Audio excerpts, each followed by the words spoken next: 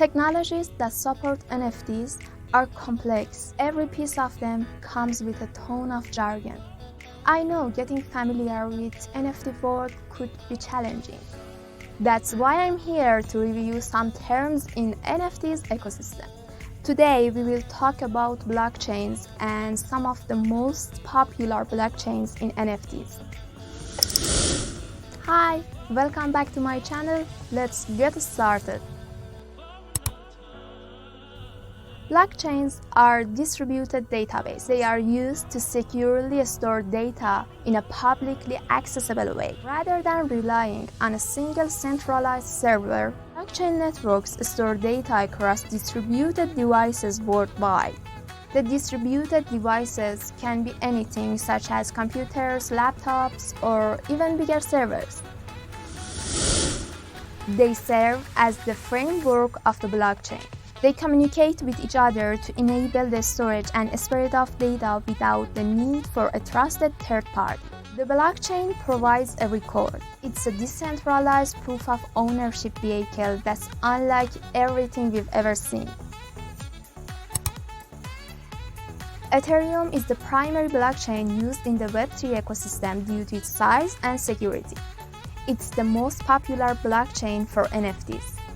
Ether is the native cryptocurrency of the Ethereum blockchain. It's used to power all transactions that happen on the blockchain, including peer-to-peer payments, NFT trading, crypto gaming, and more. Solana is another popular blockchain that supports NFTs. Its unique combination of proof of history and proof of stake mechanisms lead to reduced validation times. As a result, Solana blockchain is far cheaper to use. The Tezos blockchain rose to popularity towards the beginning of 2021.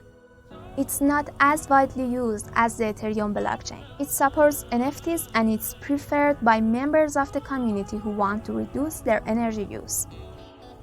Its digital token is called Tez or Tezi. A gas fee is a payment that individuals make to complete a transaction on a blockchain. These fees are used to make up blockchain miners for the computing power they have to use to verify blockchain transactions. They are typically paid in the blockchain's native cryptocurrency. The price fluctuates based on network congestion, so the more people using the network, the gas fee is higher. That's it. Now we know a bit more about blockchains. It's not a strange word anymore.